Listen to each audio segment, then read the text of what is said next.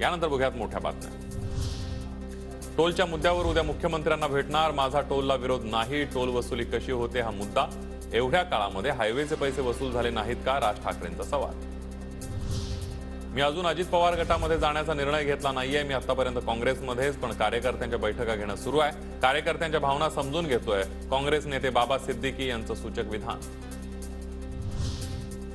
अजितदादांसोबत कौटुंबिक संबंध, मी काँग्रेसमध्येच, अजित पवार गटाच्या प्रवेशाच्या चर्चांवर झिशान सिद्दीकी यांचं वक्तव्य। तर बाबा सिद्दीकींना समाज आणि देश माफ करणार नाही, बाबा सिद्दीकी अजित पवारांसोबत गेले तर त्या जागेवर ठाकरे गटाचा उमेदवार जिंकेल, संजय राऊतांची सिद्दीकींवर टीका।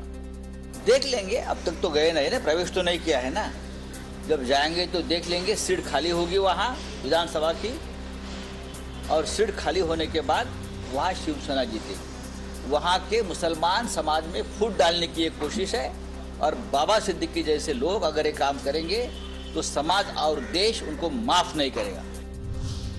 बाबा सिद्दीकींवरील प्रश्नावर अजित पवारांनी बोलणं टाळलं, काँग्रेस नेते बाबा सिद्दीकी अजित पवार गटात जाणार असल्याची चर्चेवर पत्रकारांनी विचारलेल्या प्रश्नाला अजित पवार यांची बगल।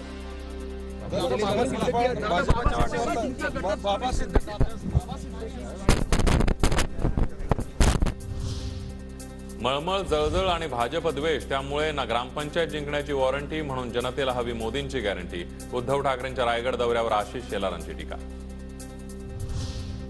आशिष शेलार हे वाचाळवीरांसारखे बोलतात, त्यांचं म्हणजे शेंबूड माझ्या नाकाला आणि हसतो दुसऱ्याला, शेलारांनी ठाकरेंच्या रायगड दौऱ्यावर टीका केल्यानंतर भास्कर जाधवांची टीका। उद्धव ठाकरेंनी बिल्किस बानोचा वकीलनामा घेतलाय, रायगडच्या भूमीतील भाषणामध्ये ठाकरेंनी बिल्किस बानोवर दया दाखवलीच, आशिष शेलारांचं वक्तव्य।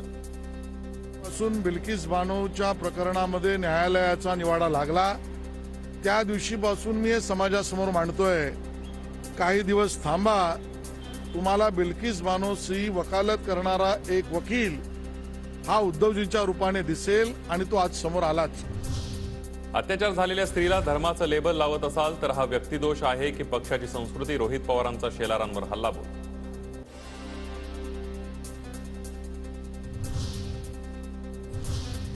यानंतर बघूयात महत्त्वाच्या बातम्या।